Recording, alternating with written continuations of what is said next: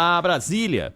Nós estamos com o Rafael Procópio para falar da participação do presidente Lula na reunião dos BRICS. Fala, Procópio. Ronald e Zaidan, boa tarde a vocês e a todos que estão com a gente nesta quarta-feira. Olha, críticas a guerras, inclusive a travada entre Rússia e Ucrânia, combate às mudanças climáticas, defesa de uma moeda única para transações no bloco econômico e acesso universal a medicamentos e a vacinas. Esses foram alguns dos pontos defendidos pelo presidente Lula no discurso dado hoje, na manhã de hoje, na verdade, quarta-feira, lá na cúpula dos BRICS. Lembrando que isso foi feito por videoconferência. E também que o presidente criticou a guerra entre Rússia e Ucrânia na presença do presidente da Rússia, Vladimir Putin, que está capitaneando a cúpula dos BRICS nesse ano de 2024. Rússia, que é o país sede, tudo isso está acontecendo lá na região de Kazan.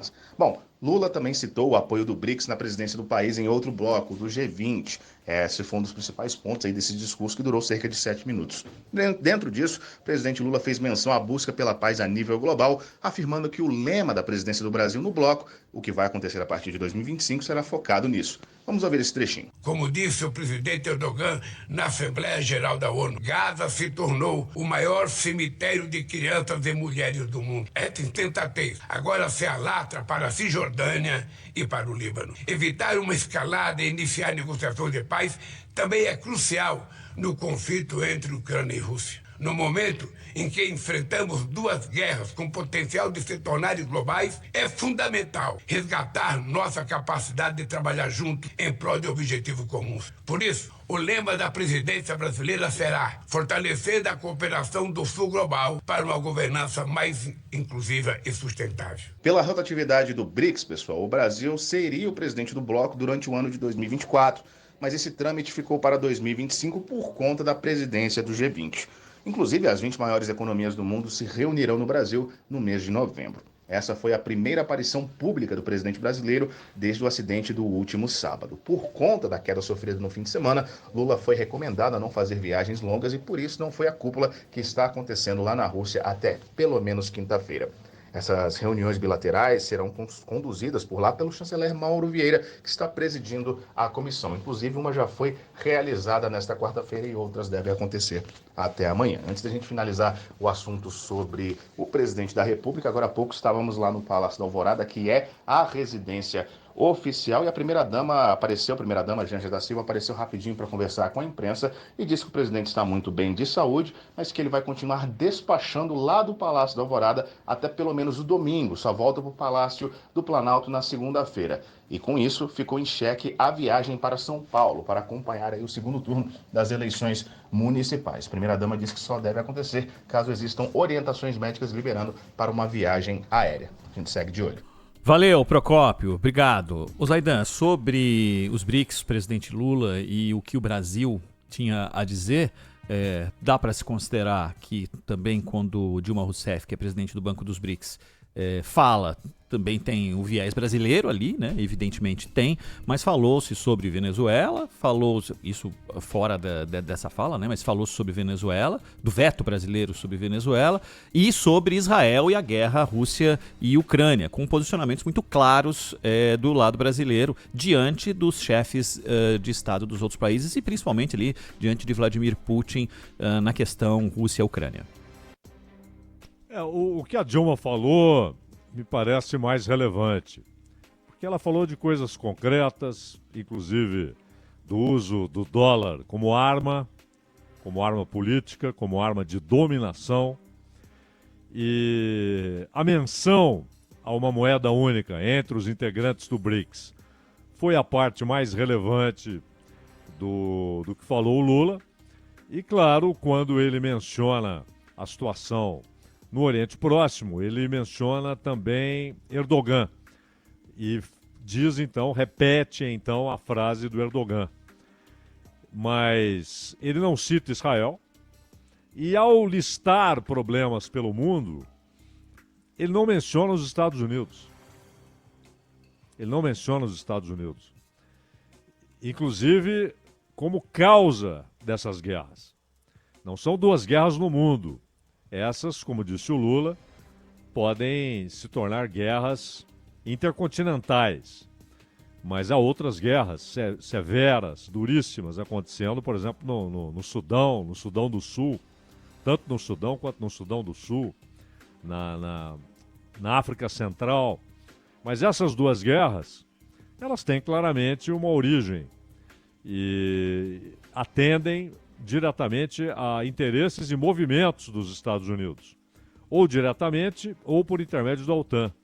E o fato de que os Estados Unidos estão preparando o terreno e provocando a situação para que haja um confronto com o Irã.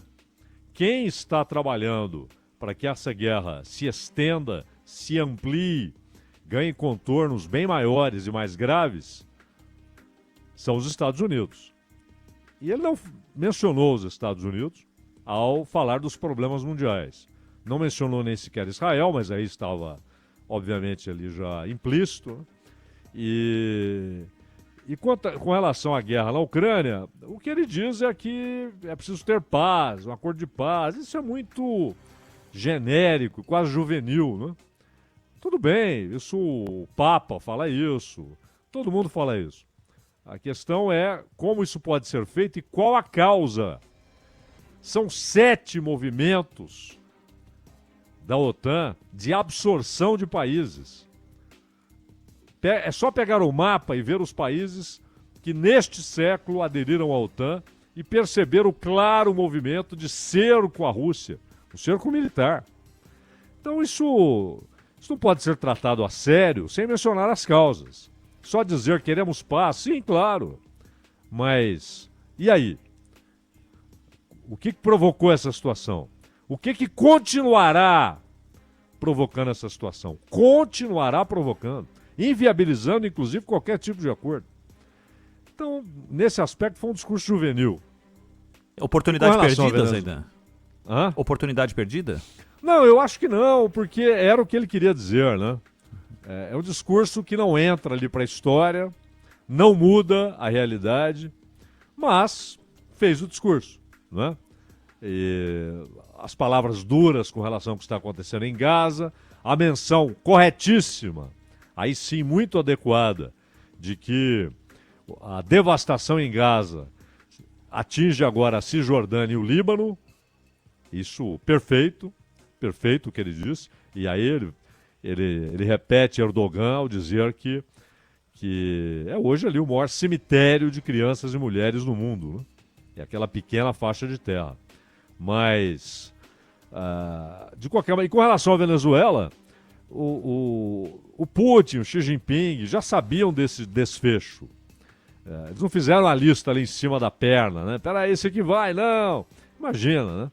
A lista estava ali. A única dúvida é quando a Argélia será admitida como país parceiro, porque o Marrocos também quer, e há problemas históricos entre a Argélia e Marrocos que China e Rússia trabalham para que sejam resolvidos. É a única questão com relação à lista. O que vai acontecer com a Venezuela? Em algum momento ela entrará, só que o Maduro foi à Rússia. O Maduro chegou de surpresa para a imprensa, né? Porque o Putin, obviamente, sabia. Ele foi convidado para ir lá, né? É claro. Ele foi convidado e mais. Ele foi convidado para ouvir o seguinte: continuaremos tendo relações preferenciais com a Venezuela. Ele ouviu isso da China e da Rússia, que é o que importa, a rigor, né? E a entrada no BRICS é uma questão de tempo. E agora, o Bolívia e Cuba, acho que isso é muito importante, né? Muito importante. A Bolívia, pelo aspecto econômico e por ganhar certa proteção. Ela que foi anunciada como alvo pela Laura Richardson, que comanda lá o Comando Sul, né? A nossa área, né? Como ela classificou, né, Zaidan? Nós temos petróleo, nós temos a floresta amazônica, né? E nós temos lítio. Não é a Bolívia que tem lítio, não. Nós temos lítio.